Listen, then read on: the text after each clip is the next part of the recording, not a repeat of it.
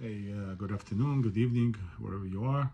I decided to create a video class today, and in the future for show and tell purposes. It's much better, it's more appreciated by people. It's a beautiful day outside, and I wanted to discuss a few things. Before that, I would like to wish Refuah Shlema to Rav Moshe Abramov, who's a good friend and part of our classes here and on the WhatsApp on the Jewish Health Project, and it's part of our yeshiva. So Refuah Shlema should have a quick and speedy recovery. I want to talk about today something that's related to our genome, to digestive health and our food, and particularly GMO products or any kind of manipulation with genes and other things that happen today in both in food industry and gastronomy, with corporations creating different solutions to ever-growing food demand and food crisis, I would say, in a sense, and the nutritional crisis that results from that, and also the scientific community that constantly tries to push on the boundaries of what would consider limits of what nature can provide and how much you can stretch it, how far you can stretch it. We have some boundaries in the Torah. We have some boundaries that do not allow us to go beyond a certain point.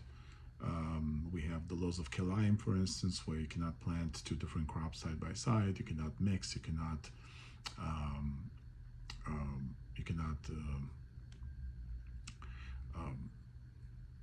harvest certain crops that are Kelayim and use them, and you have to actually destroy it. And this applies everywhere. You also cannot use certain types of seeds planted in the same area. There has to be some distance, and trees and vegetables have to be given their own territory, because the way they consume water, pull the water out of the ground, is different. There's an idea of harita hanata, which is when you gather fruits of the tree and when you go into your bustan for the vegetables. All of these have their own regulations. We primarily started off as an agricultural community. When the Jews came back to Eretz Israel, they started planting, and all of these laws serve to create clear boundaries, besides Trumot and Maasrot that we have to collect. But we are forbidden to so-called mess with nature and create some unique products by constantly crossing plants or animals in order for our own benefit. Now, there's some allowability, obviously, because the non-Jews don't have this restriction and they can create it and we can consume it. But from the health standpoint, it's still a question whether these things are beneficial for us or detrimental to us. Now, in most cases, you would agree that a variety of foods is nutritionally beneficial, because you have different fruits that have affinity to different types of minerals and nutrients and vitamins, and they absorb that into a plant, into a vegetable, and then later when you consume it, it breaks down in our body and gives us that sustenance. It could be proteins, plant-based proteins, it could be minerals, it could be vital nutrients, and obviously when you have a variety of fruits and vegetables, that provides, again, a wider gamut of nutrients that your body can have at its disposal in order to build all the cells and metabolically support the system that we have and all 12 systems that we have. Now, crossing different breeds, in the definition of taxonomy, we're not going to go into the Darwinian, the proliferation of species, but in the basic taxonomy, where we try to differentiate between different classes of plants or animals. Let's say in plants we have kingdom and division, order, family, genus, and species. So all trees, all shrubs, all plants fall under any of these categories, and then you have a branching out of these categories. Now, if you took the plant and then you crossed it with another plant, then you have created something else. And that something else can have similar fruit or similar, nutritional substances occurring in them, but at a lesser level or greater level, or it could be more toxic, less toxic. We have to understand that most plants are not edible, even though the Torah clearly says that we have plants that are for our use. So let's say I'm going to quote straight from Bereshit, from Genesis. You have in beginning, and the one in the Bereshit, in Pasuk Yud 11. ויאמר אלוהים את אנשי הארץ דשא עשף מזריע זרע עץ פרי עושה פרי למינו אשר זרעו בו על הארץ ויהי כן. So God said, let there be sprout vegetables and seeds bearing plants, fruit trees of every kind on earth that bear fruit with the seed in it. So the essence of the genetic structure of the plant or fruit tree is in the tree itself, in the fruit itself. So when you consume fruit, you throw away the seed, or the wind blows the seeds, and the tree proliferates. That species can proliferate, or that kind can proliferate in general, right? So plants grow everywhere. That's a kingdom of plants. There's a kingdom of animals, and each one has its own way of proliferating, whether it's through ground or through air, through water, and so on. Torah specifically says that that's the genetic structure. When you interfere with that genetic structure, you can create temporarily some things that could be viable. But by and large, they do not proliferate, because in nature, there's no mechanism for them to proliferate in the same way that there are other members of that kingdom which are naturally occurring that God created. They're able to grow.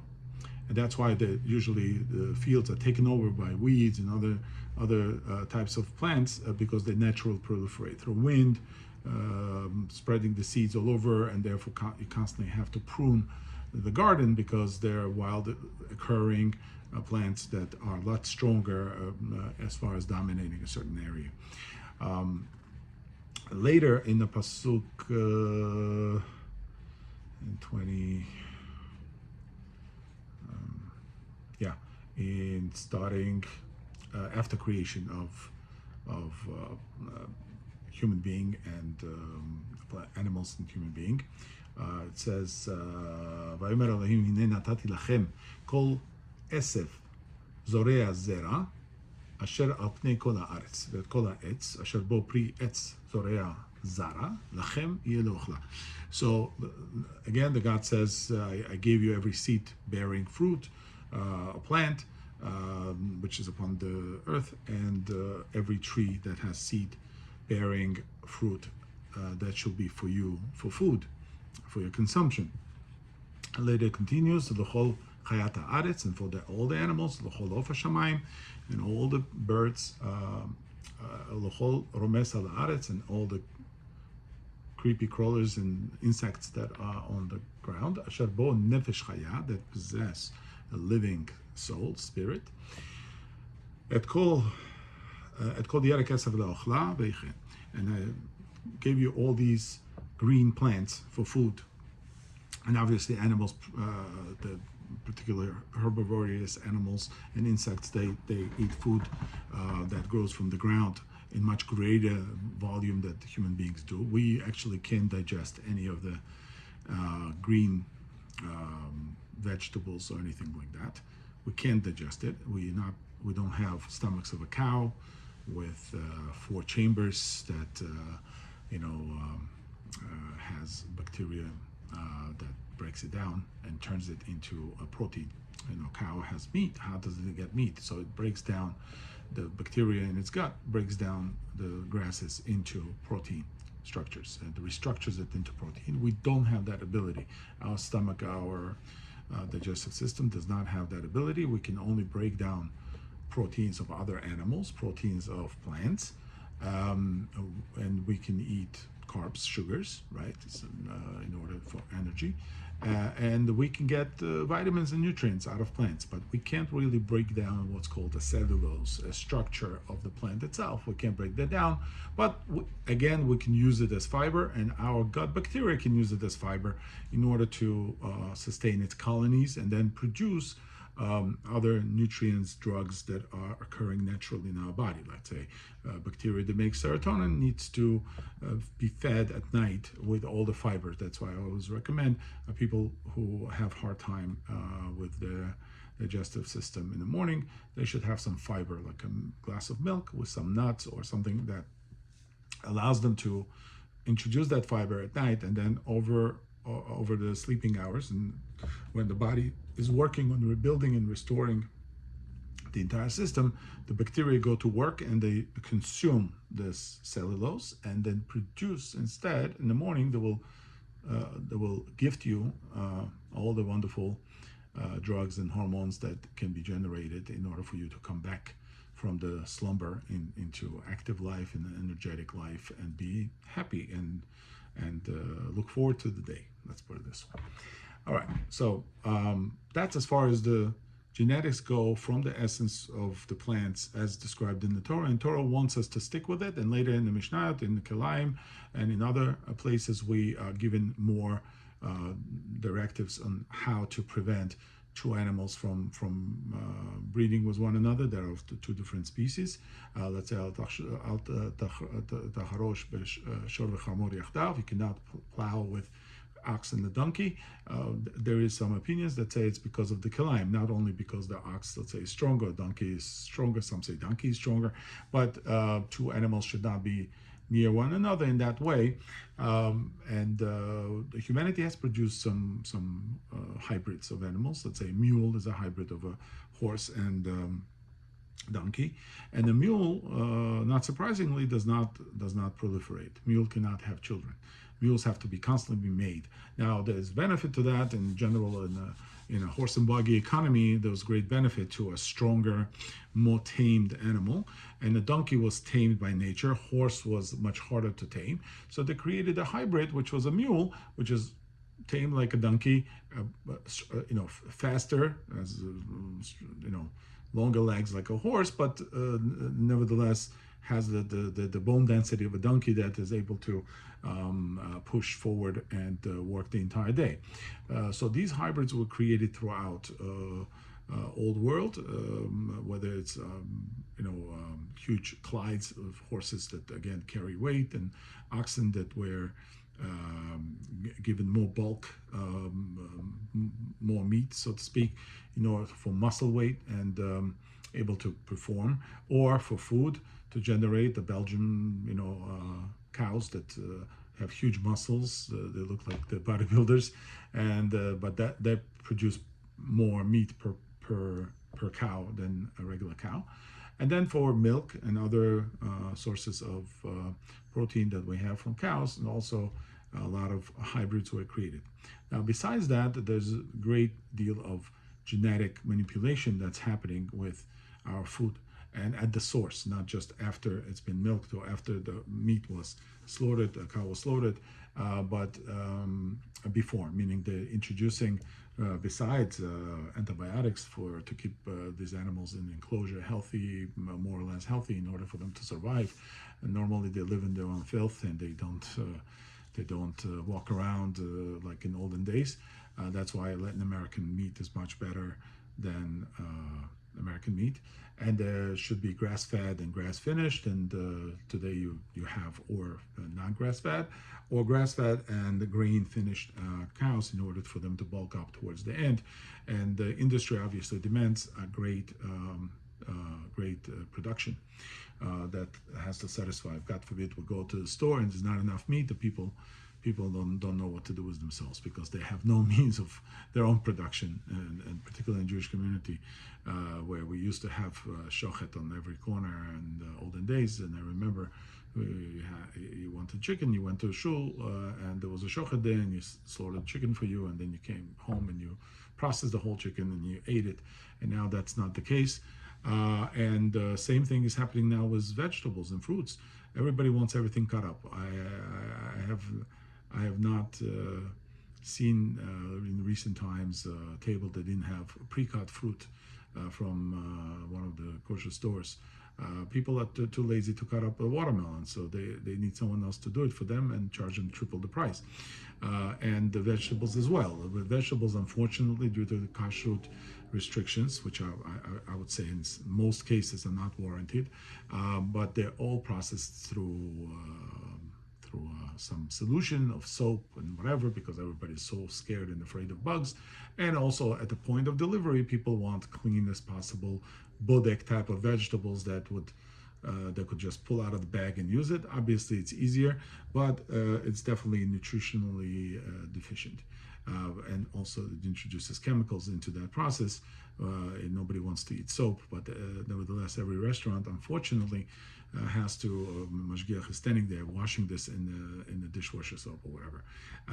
Also, the number of vegetables available in any given food store, in a restaurant, are much less because vegetables, once they have been washed, they go bad very quickly. So they only use lettuce or some basic vegetables. They don't have variety. They don't have nutritionally dense vegetables, and I can compare. I know for sure that they're better sources of vegetables. I used to buy from Amish. I still buy anything that's naturally sourced. You can go to farms and see that their kale or their dill or celery is much more nutritionally dense. You take a bite of it and you feel that it's so much tastier and more delicious than anything you buy. A watered down version of the same lettuce in Costco or in any of the stores. This way it started is in 1950s and 60s, where a lot of the science that we know today was emerging, and people were switching from village life to city life. A lot of people moved to cities, and advertising companies in the 50s started pushing different products like Crisco that was made from machine oil, literally machine oil. After World War II, they didn't know what to do with all that oil, and they basically decided to take this oil, make Crisco, and they gave it to advertising companies. I know this for a fact. This is one of the classic cases, and they announced the war on fat. And war on fat resulted in the people consuming margarine and Crisco, and there's still recipes that people hold dear because their grandmother used to make them Crisco-based recipes in baking and so on. This is horrendous. It's terrible. It's nothing good for the health. And by the way, incidentally, I know correlation is not a causation, but a lot of the diseases that we have today in the modern world, in the Western world, emerged at that time, where a lot of cancers and inflammatory metabolic diseases started at that time. We have issue with that because people who started it, they did not think it through. Even the scientists didn't think it through. For instance, in the wheat, GMO started with Dr. Borlo, who was an agronomist, and he created what's called the dwarf wheat. And dwarf wheat was one of these. His name was Norman Borlo. He let me just read.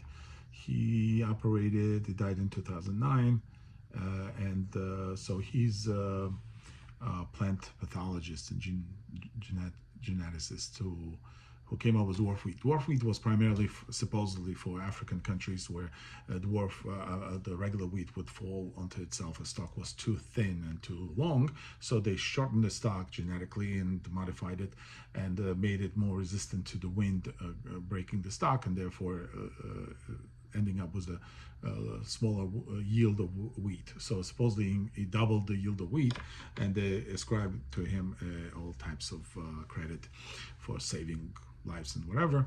And they said, but to me it's a basic conspiratorial move to introduce wheat to countries that never had wheat. For instance, India and Pakistan were introduced wheat. They doubled the production of wheat, whether they liked it or not.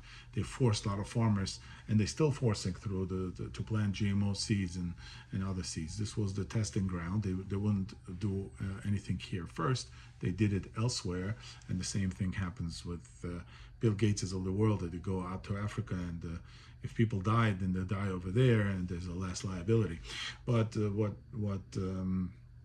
what he did is basically created this first GMO product that was supposed to be resistant to different things. Later on, Monsanto famously created pesticide-resistant plants, which is even worse because now you're not talking about naturally occurring challenges for the plant. You're talking about insects that can't touch the plant because they'll die from the amount of toxicity that it contains, but somehow it's okay for us to eat it. And that is going on till today. We have a lot of adulterated foods, and that probably includes even some organic foods because they're cross-contaminated in the field. And companies like Monsanto, which is Bayer, I will say that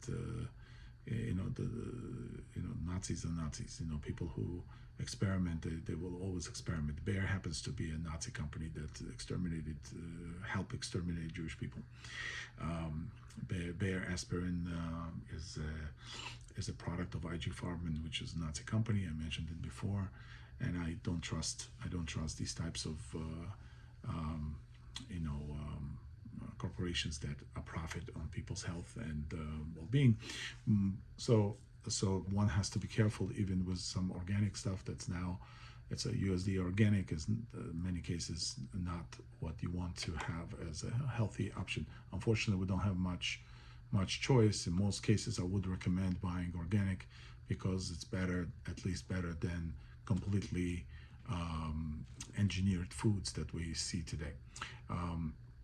This type of engineering infiltrated the entire food production, where they learned very quickly that in order to have a shelf life for a product, let's say for cereals and other dried products, which probably animal food in the past, and everybody's gladly eating a cereal in the morning, that took a lot of years and a lot of commercials. Part of your complete breakfast, everybody remembers that.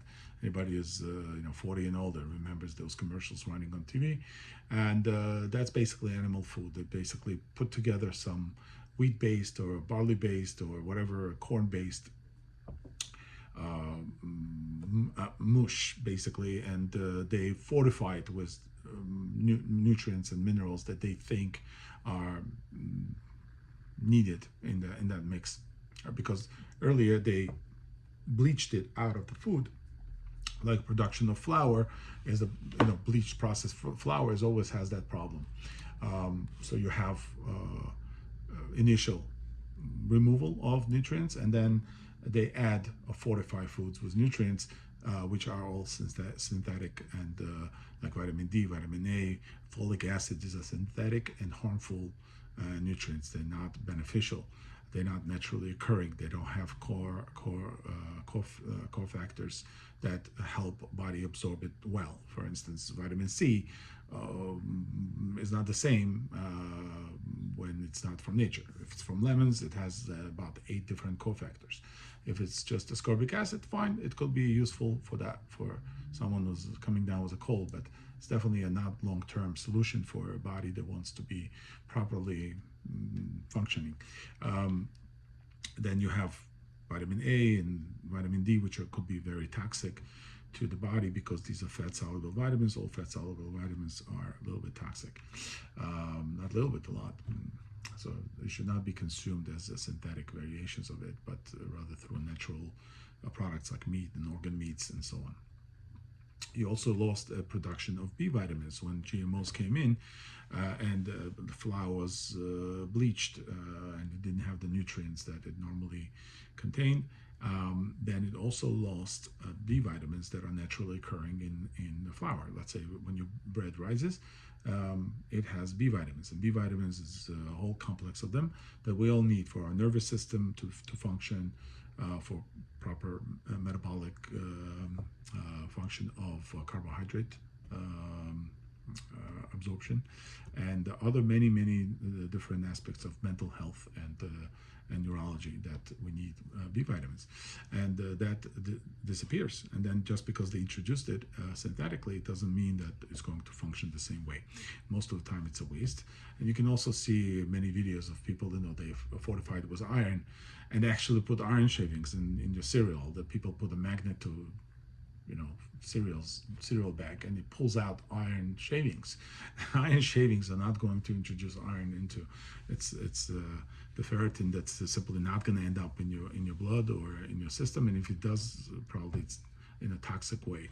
And now we see, because of that, an emergence of so many digestive problems, celiac disease, ulcerative colitis, and Crohn's, and all these diseases that we spoke about before, are a result of introduction of these foods, that your body, your brush border barrier in your epithelial layer, once it goes through the stomach into a small intestine, it simply can't absorb, because the let's say proteins, they have to break down to amino acids, but they break down from the larger chunks, right? So you have polypeptides and peptides and amino acids, oligopeptides, and those peptide chunks, they cannot go through brush border, through villi into the bloodstream. They would, if they tried to squeeze through, they would ruin something, and that's what happens. The body becomes inflamed, intestinal wall becomes inflamed, because the immune system views this as an intruder. So autoimmune things set in, and autoimmune causes inflammation and other things. Now, what the medical world has suggested, that instead of taking care of the problem at the source, and not changing the food source and poisoning the food source, they decide to cure it with biologics of all sorts. And biologics of all sorts are even bigger problem, because they don't cure anything, they don't prevent the disease, they don't stop disease. What they do is stops inflammation, or stops pain, therefore pain, by quieting down a cytokine storm that is caused by the T cells in the body that obviously react to this intrusion, right? So when you have an intruder, for instance, anything that comes into blood that does not have a transport protein to it, let's say albumin in the blood is a transport protein. Something that's attached to it is allowed to pass in the bloodstream. Something that's floating around without accompanying protein is attacked by the immune cells, so whether it's macrophages or T cells, but they get attacked, and then it sets up some kind of a reaction. Yeah, let's say histamines are white blood cells, and that people sneeze and they have allergic reaction because they ate something, introduced something that the body does not understand. Somebody was vaccinated when they were a child, and the body never developed a proper immune system through the thymus, which is the gland that sits up here and trains the body up to age 13, 14, whatever it might be, and then atrophies after that. But it trains the body to recognize different disease. That's why it's important for children to have naturally occurring diseases like chickenpox and so on, and measles, because that trains the body naturally to come up with the T cells, and which will be useful to the person for the rest of his or her life. But if the person got a chickenpox vaccine, a varicella vaccine, so then the body did not do this, it's artificially introduced, and then that vaccine wears out, and if the person develops problems later on, it's because the vaccine is no longer working, and person can develop shingles as a result. And as an adult developing shingles, it's much more serious problem, reemergence of that ailment, the disease. So the biologics don't really help, because they just treat they quiet down the T cells, and the T cells don't react, and the inflammation goes down, and the person says, okay, I feel better. And then constantly the pharmaceutical companies will keep a person in this loop of constantly taking biologics. But when the T cells are not working, guess what proliferates? All other diseases, all other cancers, which the T cells are responsible to killing cancer cells. And that person basically is compromised now, because he can't live with the inflammation, he can't go to the bathroom normally, he cannot have a proper digestion. And on the other hand, it stops the natural defenses of the person, just for him to not to feel pain and not to be inflamed. And that by itself is the fallacy in the entire medical pharmaceutical system, because it does not create cures, it only creates patients and treats only symptoms. Same occurs when you take aspirin. When you take aspirin, it quiets down the prostaglandins that cause fever and shivers and aches in the body. And when prostaglandins are subdued, COX-1 and COX-2, so then the person basically thinks that he's okay and he can go to work. And meanwhile, he's just put like I always say, a tape on the check engine light in his car, and he thinks his engine is okay now. And that is by itself a fallacy and a lie. So to move away from this, we need to come back to standard practices as much as possible. Obviously, we don't have, we're surrounded by chemicals, we're surrounded by additives, we're surrounded by plants that have been changed from the original state, animals that have been poisoned with antibiotics and other things. So ability to get to the source of good food, one has to try hard, very hard, to source food. I'm not trying to paranoid people to say, okay, now you can't eat. Like some people will say, you can't eat this, you can't eat that. People ask me questions. How can I eat anything? Everything is poison. To a degree, your body will tolerate certain things. Obviously, if you feel that you're not good with certain food, something bothers you, you ate something, you broke out, you have rash or something like that, so you have to look into it. And unfortunately, your mainstream doctor is not going to be much help for that.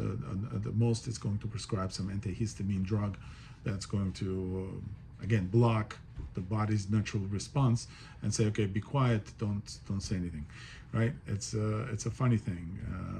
So I would say stay away from things that naturally make you feel not good. You know, you woke up next day and you feel terrible. You didn't get rest. You feel certain toxicity in the body. You know, you don't have a good mood, and many times it ends up being other problems. Other systems get obviously damaged from the poor digestion and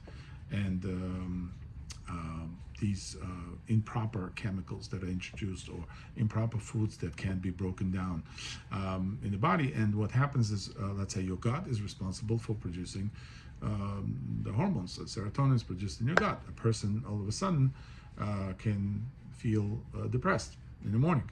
In fact, antibiotics, for instance, are responsible for most depressions developing in the known world, because antibiotics destroy a gut biome, and when they destroy colonies of bacteria that's supposed to produce that serotonin for you, and now you don't have it, and 80%, 90% of it's produced in the gut, then they put people on antidepressants. And then most of the country sits on some kind of antidepressant from childhood, whether it's Ritalin or any other adult drugs, and all the way to benzodiazepines. Unfortunately, I was watching the video with Jordan Peterson, who was very ill, very sick, and you haven't seen him in a while. And his daughter puts up updates on his health, and one of the updates was that he's really is succumbing to his earlier not addiction, but dependency on benzodiazepines, because he had some autoimmune issues and other things. And he actually cured it by staying away from all foods. Originally, when he got better, he stayed away from all foods and he only consumed meat. So all those who say the meat is not good, the milk is not good, he survived on steak and water. And his daughter too, and she had some autoimmune things. I don't respect him as a medical doctor and as a psychiatrist. I respect him as a human being, as a philosopher, as a intellectual. But unfortunately, he's part of the same system that betrayed him. They put him on benzos, and he ended up in Russia, and they saved his life then. But the dependency of his nervous system is so great on this drug that his system is basically giving up. And it says, give me this or I'm going to be in pain. and that is the drug dependency. And that's the seriousness of it.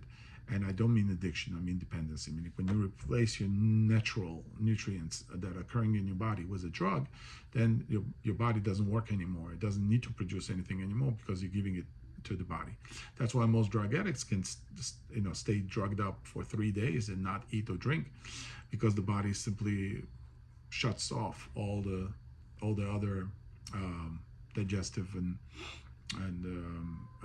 nothing interests the person. Nothing really tastes good. Everything takes effort to digest or to chew or whatever, and the people become dependent on alcohol or drugs. It doesn't matter, but the dependency is the replacement of your natural occurring energy that comes from your body with, let's say, alcohol as an energy source or sugar as an energy source, and that becomes the dichotomy of this entire thing.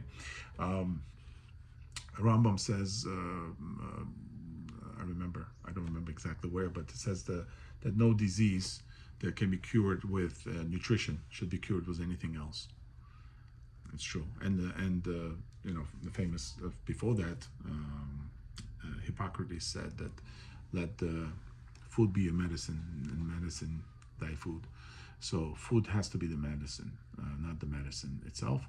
Food has to be the medicine. Unfortunately, we're in a polypharmaceutical environment where people are prescribed not one but multiple drugs from childhood already, and unfortunately that impacts both their terrain of the body, and the body cannot absorb properly, and then the food itself is poisoned and modified in order to make money. Literally, the GMO companies that sell seeds to third world country, they will sue the farmer who does not plant their seed, because each seed that's made through the GMO process is actually trademarked. It's not a seed that God made, it's a seed that man made, because you can't trademark God-made seed, and therefore you have to try very hard to find original old crops. So there are some still, thank God, there's some crops that are grown in Africa, in Italy, and Baruch Hashem, the European Union is a lot more vigilant about admixtures, because culturally those countries like Italy and Spain and France, they pride themselves on good quality food, on bread and wheat and so on. So I buy Italian flour, and we make sourdough bread instead of regular bread. We don't use yeast. Sourdough is much better for your digestive tract, and a lot of people are switching to sourdough, which is a good thing. They introduce a probiotic, introduce B vitamins that way, and their glycemic level is lower. Their A1C is much better because of that. The idea of going back to original grains, original foods, vegetables, bringing those seeds back. If you want to plant in your garden, get it from Amish, get it from other communities that have kept the same tradition, did not violate their soil, and did not sell themselves out to corporations, and then you can start feeling better. You can always use meats or fish and naturally caught, let's say, ocean varieties of fish, sardines and other omega-3 containing fish. Those could always be a go-to in order to restore your health for time being. Let's say if you don't have availability of good food around you and you're traveling or something like that.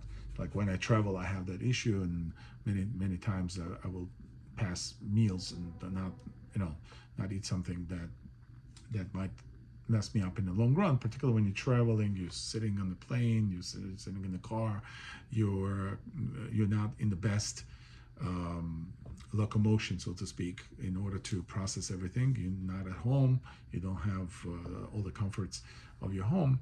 So let's say if the water is not good, you don't want to drink that water, you drink orange juice, drink juices, drink something that's freshly squeezed juice, right? If you don't trust that source, if it's a baked goods or anything like that, I would abstain unless I know that it was made with the proper ingredients. And you have to encourage the local businesses that you patronize to introduce those foods. Bring organic stuff, bring proper ingredients for your meals, and insist on it. The less chemicals, more good and natural foods. Probiotics, introduce probiotics constantly into your diet. Those will enrich your gut biome and allow it to work better. And even if they're destroyed due to chemicals and GMOs and antibiotics, you can bring it back and repopulate the gut bacteria. It might take time. Milk, again, it's another staple product. You can buy from the same Amish. You can buy from other states that don't prohibit raw milk from being sold. You can buy from there, and again, substitute whatever you can substitute. I'm thinking if I'm missing anything. I see many people that have less or reduced symptoms of whatever they're suffering with through basic dietary changes. Staying off of the medications is should be the primary drive for anybody. People who are on medication, they should speak to a qualified whoever, nutritionist, professional, whatever, to wean themselves off the medication and to restore their health that way, particularly if it's a child that has a potential of growing into a normal adult. They should be taken off the medication slowly. There's protocols on how to get off the medication. I think it's a 10% of whatever the drug is, and it takes sometimes a year or two to get off the medication, but it's important to do so because it constantly challenges the body and abuses the body, and the body has to fight against it. And yes, good nutrition is beneficial, but if you always have an offending medication, that cannot be good. Again, staying away from unnecessary treatments in hospitals and doctors that might introduce another chemical into your life. That's not a good thing. If you have cold, don't take anything. There's plenty of natural remedies. If you have a gout, if you have other things, the doctors are not nutritionists. They will say stay away from purines and stay away from sausages and whatever, but that's not enough. They don't understand the basic metabolic substrata of these diseases. Unfortunately, there are some smart doctors that took matters into their own hands and they researched this well, and there are some. You can PM me. I can give you a couple of people that you can correspond with and figure out your health issue and gut issue and so on. But again, research in this direction, staying away from GMO foods, making sure it's a non-GMO. It says non-GMO, but again, checking to make sure that it's tastes right, you feel okay after eating it. That's also important. And not everything that says organic or whatever, if you don't feel good from it, stay away from it. And that would be the ultimate. I'm just trying to see if I'm missing anything.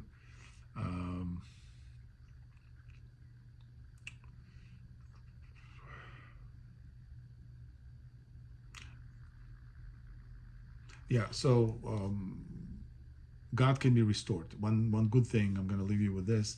One good thing is the person's God can be restored fully at any time.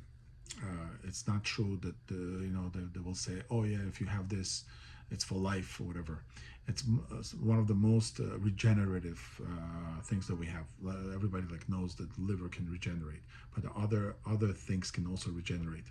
Your lining of your intestinal lining can regenerate. It's a mucosal cells that make mucus, and if you introduce milk, which lactose and lactin will break down the lactose and provide you with a good mucosal layer, then you will have a good gut health because of that. So you will restore that. It's regenerative in nature. Your kidney health, your detoxing is also important to pull out as much of toxins as possible from possibly bad foods that we eat. We'll always eat bad foods. Eliminating, let's say, plastics as much as possible. You can't eliminate all of them, but at least to make sure. I know people cook sous vide in the plastic, which is crazy. It's not French. French did not have plastic when they were cooking. They just discovered these ways of cooking, which is poisonous. It's you're cooking a plastic with your food. And then people wonder why they have adverse reactions, effects, or whatever, and they don't. When they go to the doctor, it's not solved in that way. Okay, I'll leave you with this, and have a great night and great health.